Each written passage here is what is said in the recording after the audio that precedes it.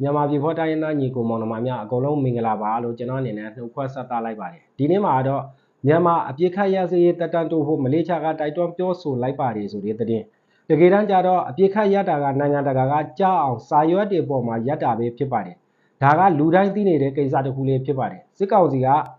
မိကြောင်မင်းရေခင်းပြခွေးမိကောင်းကျင်တောင်စော့ပါပဲဒီလောက်ငလျင်နဲ့ပြည်သူလူထုတွေတည်ကျင်နေတဲ့အချိန်မှာတောင်အပြစ်ခတ်ကစာရွက်ပေါ်မှာပဲရတာဖြစ်ပါတယ်လက်တွေးကြကြပြည်သူလူထုကိုရည်ရွယ်ချက်ချီတတ်နေတာကစစ်ကောင်စီပါပဲဒီလားအတွက်တတန်းကုံဆုံးတော်မဲ့မြန်မာနိုင်ငံမှာမြင်းကလေးပဲအလွန်အပြစ်ခတ်ရစေးတက်တန်းတိုးဖို့မလေးရှားနိုင်ငံကမေလ25ရက်နေ့မှာတောင်းဆိုလိုက်တာလေဖြစ်ပါတယ်လက်ရှိဘေးသင်းဆောင်တွေကိုကြော်လွန်ပြီးအပြစ်ခတ်ရစေးကိုတက်တန်းတိုးဖို့မလေးရှားနိုင်ငံခြားရေးဝန်ကြီးမိုဟာမက်ဟဆန်ကမေလ25ရက်နေ့မှာကျင်းပခဲ့တဲ့နိုင်ငံခြားရေးဝန်ကြီးများအစည်းအဝေးမှာအဆိုပြုခဲ့တာလေဖြစ်ပါတယ်ပြန်လေထူထောင်ရေးလှုပ်ဆောင်ဖို့နဲ့မြန်မာပြည်သူတွေရဲ့ဘေးဒုက္ခတွေဖြေလျှော့နိုင်ရေးအကြမ်းဖက်မှုတွေကိုရပ်ဆိုင်းဖို့နဲ့အပြစ်ခတ်ရစေးရေးတက်တန်းတိုးဖို့မြန်မာနိုင်ငံရှိသက်ဆိုင်သူများအားလုံးကိုကျွန်တော်တို့တောင်းဆိုပါတယ်လို့အစည်းအဝေးအဖွင့်မိန့်ခွန်းမှာ၎င်းကပြောဆိုထားတာလေဖြစ်ပါတယ်မလေးရှားဝန်ကြီးချုပ်အန်ဝါအီဘရာဟင်ကဧပြီလအတွင်းဘန်ကောက်မြို့မှာမြန်မာစစ်ကောင်စီခေါင်းဆောင်ကိုတွေးဆောင်စဉ်ကအပြစ်ခတ်ရစေးရေးကိုလေးစားသမှုထားဖို့တိုက်တွန်းခဲ့တာလေဖြစ်ပါတယ်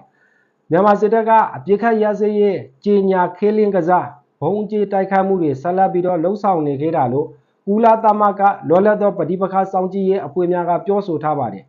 အာဏာသိမ်းမှုစန့်ကျင်ရေးအဖွဲ့တွေနဲ့တိုင်းရင်းသားလက်နက်ကိုင်အဖွဲ့တွေကတိုက်ပွဲတွေရပ်တန့်ဖို့ကတိပြုခဲ့ကြပါတယ်မြန်မာရေးဖြည့်ချင်းရမှာစစ်ကောင်စီကရွေးကောက်ပွဲကအာဆီယံ၏ဦးစားပေးမဟုတ်ပေရွေးကောက်ပွဲကြောင့်ပဋိပက္ခအခြေအနေတွေပိုဆိုးလာလိမ့်မည်ဟုမလေးရှားနိုင်ငံခြားရေးဝန်ကြီးကတတိပေးထားတာလေးဖြစ်ပါတယ်စစ်အာဏာသိမ်းထားသောမြန်မာနိုင်ငံတွင်နှစ်ဖက်ဖြစ်ပေါ်နေသောနိုင်ငံရေးပြဿနာနှင့်ပဋိပက္ခတွေကိုဖြေရှင်းရမှာစစ်ကောင်စီကရွေးကောက်ပွဲမှာအာဆီယံ၏ဦးစားပေးမဟုတ်ပေရွေးကောက်ပွဲကြောင့်ပဋိပက္ခအခြေအနေတွေပိုဆိုးလာနိုင်ကြောင်းမလေးရှားနိုင်ငံခြားရေးဝန်ကြီးမိုဟာမက်ဟဆန်ကယမနေ့သတင်းစာရှင်းလင်းပွဲမှာထုတ်ဖော်ပြောဆိုလိုက်တာလည်းဖြစ်ပါတယ်စစ်ကောင်စီကကျင်းပရန်စီစဉ်နေသည့်ရွေးကောက်ပွဲသည်အာဆီယံ၏ဦးစားပေးအရေးကိစ္စမဟုတ်ကြောင်းရွေးကောက်ပွဲသည်နိုင်ငံတကာမှာအမှန်တရားကိုဖုံးကွယ်ရန်လှုံ့ဆော်နေသည့်အပြင်အဆင်တစ်ခုဖြစ်လျင်လုံးဝအတိတ်ပဲမကြည့်ကြောင်းရွေးကောက်ပွဲကြောင့်ပဋိပက္ခအခြေအနေပိုဆိုးလာနိုင်ကြောင်းမြန်မာအရေးဖြည့်ချင်းရမှာ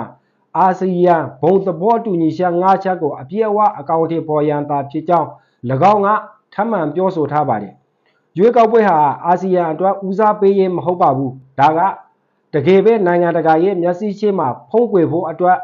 အပြင်အဆင်လောက်တာတခုပဲဖြစ်ရင်တော့အတိတ်ပဲမရှိပါဘူးရွေးကောက်ပွဲကအခြေအနေတွေကိုပိုဆိုးလာနိုင်စေပါတယ်စစ်ကောင်စီအနေနဲ့အာဆီယံဘုံသဘောတူညီချက်၅ချက်ကိုလိုက်နာဖို့တောင်းဆိုပါတယ်ဟုမလေးရှားနိုင်ငံခြားရေးဝန်ကြီးကထပ်လောင်းပြောဆိုခဲ့တာလည်းဖြစ်တယ်အာဆီယံအနေဖြင့်စစ်ကောင်စီထံသို့ချင်းလင်းပြသတည်ကြသောသတင်းစကားများပေးပို့ထားပြီးအာဆီယံဘုံသဘောတူညီချက်၅ချက်ကိုအကောင့်ထဲပေါ်ပြီးမှသာလျင်ရွေးကောက်ပွဲနှင့်ပတ်သက်၍ဆွေးနွေးမှုများလှုံ့ဆော်ရမည်ကိုပြောဆိုထားပြီးဖြစ်ကြောင်းအားလုံးပါဝင်သောညှိနှိုင်းမှုနှင့်လုပ်ငန်းစီအောင်မြင်ပြီးမှသာမြန်မာနိုင်ငံသည်စစ်မှန်သောဒီမိုကရေစီအစိုးရတရားဖွဲ့စည်းနိုင်မည်ဖြစ်ကြောင်း၎င်းကပြောဆိုထားတာလည်းဖြစ်တယ်မြန်မာအရေးဖြည့်ချင်းရမှာမြန်မာနိုင်ငံဆိုင်ရာအာဆီယံအထူးသံအမတ်တဦးကို3နှစ်သက်တမ်းအတွက်အမြင့်တန်းခန့်အပ်ရန်အဆိုပြုချက်နဲ့ပတ်သက်ဆက်လျင်၍အာဆီယံအဖွဲ့အတွင်းသဘောတူညီမှုရရှိထားကြောင်းလည်းသိရတယ်မြန်မာရေးပြဿနာသည်မြန်မာနိုင်ငံတစ်ခုတည်း၏ပြည်တွင်းရေးပြဿနာမဟုတ်တော့ဘဲဒေသအတွင်းပြဿနာတွေဖြစ်လာနိုင်ကြောင်းအထူးသဖြင့်မြန်မာနိုင်ငံမှာနေဆက်ဖြတ်ကျော်ရာဇဝတ်မှုများငွေကြေးခဝါချမှုများကြားဖြတ်လိမ်လည်မှုများကြောင့်ဒေသအတွင်းပြဿနာဖြစ်လာကြောင်းမလေးရှားနိုင်ငံကလည်းမြန်မာနိုင်ငံမှာဘင်္ဂလီဒုက္ခသည်2သိန်းကျော်ကိုလက်ခံထားရကြောင်း၎င်းကဆိုထားပါတယ်အာဆီယံ၏လက်ရှိဥက္ကဋ္ဌအဖြစ်တာဝန်ယူထားသောမလေးရှားနိုင်ငံကမြန်မာနိုင်ငံအတွင်းဖြစ်ပေါ်နေသည့်စစ်ပွဲဟာရပ်တန့်ရန်တောင်းဆိုလိုက်ပြီးစစ်ကောင်စီ၏အဆိုပြုထားသောရွေးကောက်ပွဲများကိုနိုင်ငံရေးလှည့်ဖြားမှုအဖြစ်ပေရှားလိုက်သည်မလေးရှားနိုင်ငံခြားရေးဝန်ကြီးမိုဟာမက်ဟဆန်က2021ခုနှစ်ကမြန်မာစစ်တပ်၏အာဏာသိမ်းမှုကြောင့်ဖြစ်ပေါ်ခဲ့သောပဋိပက္ခသည်နေဆက်ဖြတ်ကျော်ထွက်ပြေးလာသူများနှင့်နေဆက်ဖြတ်ကျော်ရာဇဝတ်မှုများကိုအားပေးအားမြောက်ပြုလုပ်လျက်နေဆက်များသို့ပုံမပြန်နှံ့နေကြောင်းကိုလည်းတတိပေးထားခဲ့တာဖြစ်ပါတယ်အာဆီယံ၏ရည်တည်ချက်ဖြစ်သည့်ပြည်တွင်းရေးကိစ္စများအတွက်ဝင်ရောက် စွပ်ဖတ်မှုရပ်တည်ချက်ကိုထပ်မံအတည်ပြုခဲ့သလိုအာဆီယံသည်အကြအတေးကိုပြေတွင်းမှဖြည့်ချင်းရေးအတွက်အလေးထားတိုက်တွန်းခဲ့သည်မလ28ရက်နေ့ကဖြစ်ပေါ်ခဲ့သောငလျင်သည်ငြိမ်းချမ်းရေးဆွေးနွေးပွဲများပြန်လည်စတင်ရန်အခွင့်အရေးအသစ်တစ်ခုဖန်တီးပေးခဲ့ကြောင်းလည်းဟာဆန်ကထပ်မံပြောကြားခဲ့သည်အာဆီယံ၏ထိတွေ့ဆက်ဆံမှုကိုအားကောင်းစေရန်ရည်ရွယ်၍ဟာဆန်ကမြန်မာနိုင်ငံဆိုင်ရာအမြင့်တန်းအထူးသံအမတ်တဦးကို3နှစ်သက်တမ်းဖြင့်ခန့်အပ်ရန်အစီအစဉ်များကိုကြေညာခဲ့ပြီးလက်ရှိဥက္ကဋ္ဌတာဝန်နှင့်အတူနေ့စဉ်အလေးကျတာဝန်ယူထားရသည့်စနစ်ကိုအစားထိုးသွားမည်ဟုလည်းဆိုထားပါတယ်အထူးသံအမတ်အသစ်သည်ဇွန်လတွင်မြန်မာနိုင်ငံသို့တွားရောက်ရမည်ဟုမျှော်လင့်ရသည်ဟာဆန်သည်မြန်မာနိုင်ငံတွင်ကျင်းပရန်စီစဉ်ထားသည့်မြည်သည့်ရွေးကောက်ပွဲမဆိုတရားဝင်အဖြစ်သတ်မှတ်ခံရရန်သက်ဆိုင်ရာအဖွဲ့အစည်းများအားလုံးပါဝင်ရမည်ဖြစ်ကြောင်းလည်းအလေးထားပြောဆိုထားတာဖြစ်ပါတယ်အတိုက်ခံအဖွဲ့အများစုကိုပိတ်ပင်ထားခြင်းသို့မဟုတ်မေးပေးခြင်းများကိုမြန်မာပြည်သူများကကန့်ကွက်နေကြကြောင်းစစ်တပ်သည်နိုင်ငံ၏နေရာအများအပြားထိန်းချုပ်မှုဆုံးရှုံးနေရကြောင်းထောက်ပြခဲ့သည်နိုင်ငံတကာအတိုင်းအဝိုင်းကိုအထင်မြင်လွှဲမစေဖို့အတွက်ရွေးကောက်ပွဲလုပ်နေတာဘာအဓိပ္ပာယ်မှလည်းမရှိဘူးဟုမလေးရှားနိုင်ငံခြားရေးဝန်ကြီးကမေးခွန်းထုတ်ခဲ့သည်မလေးရှားသည်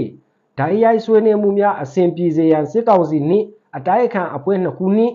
သီးခြားဆွေးနွေးမှုများပြုလုပ်ရန်စီစဉ်လျက်ရှိနေပါသည်ထိုင်းဝန်ကြီးချုပ်ပေထုံတန်ရှင်နာဝါကမလေးရှား၏ရပ်တည်ချက်ကိုထောက်ခံပြောကြားခဲ့ပြီးမြန်မာနိုင်ငံတွင်တည်ငြိမ်မှုပြန်လည်တည်ဆောက်ရေး၏အရေးပါပုံကိုအလေးပေးပြောကြားကာငြိမ်းချမ်းသောနိုင်ငံရေးပြောင်းလဲမှုကိုမောင်းနေရာမှာအာဆီယံ၏ဗဟိုအခမ်းကဏ္ဍများကိုမိမောက်ထုတ်ပြခဲ့ပါတယ်ထိုင်းနိုင်ငံကမလေးရှား၏တန်တမန်ရေးရာကြိုးပမ်းမှုများနှင့်မြေငလျင်ဒဏ်ခံရသူများအတွက်လူသားချင်းစာနာထောက်ထားမှုကူညီများကိုပါဝင်ကူညီရန်ကတိပြုခဲ့သည်ဝန်ကြီးချုပ်ပေထုံတန်ကငြိမ်းချမ်းရေးမြင့်တင်ရန်နေစမ်းလုံခြုံရေးနှင့်နေစမ်းဖြတ်ကျော်ရာဇဝတ်မှုများကိုတိုက်ဖြတ်ရန်ဒေသအတွင်းပုံမပူးပေါင်းဆောင်ရွက်ရန်လိုအပ်ကြောင်းထပ်လောင်းပြောကြားခဲ့ပြီးအာဆီယံ၏ဘုံသဘောတူညီချက်9ရပ်ကိုလည်းပြန်လည်အတည်ပြုခဲ့သည်ထိုင်းဝန်ကြီးချုပ်ကပဋိပက္ခနှင့်တဘာဝဘေးအန္တရာယ်ခံစားရသောလူမှုအတိုင်းအဝိုင်းများအတွက်လူသားချင်းစာနာထောက်ထားမှုအကူအညီများတိုးမြင့်ရန်လည်းထပ်မံတောင်းဆိုခဲ့တာဖြစ်ပါတယ်ဆိုတော့ဘလောက်ပဲနိုင်ငံတကာကအာဆီယံကဘလောက်ပဲတိုက်တွန်းပလဲစေစစ်ကောင်စီကတရုတ်ကိုဆရာတင်ပြီးရုရှားကိုအဖေခေါ်နေပြီးမိမိလုံးရှင်ရာကိုမျက်လုံးစုံမိတ်လုံးနေတဲ့အခါကျတော့မြန်မာနိုင်ငံရေးကအလွန်ကိုရှုပ်ထွေးလွန်းပါတယ်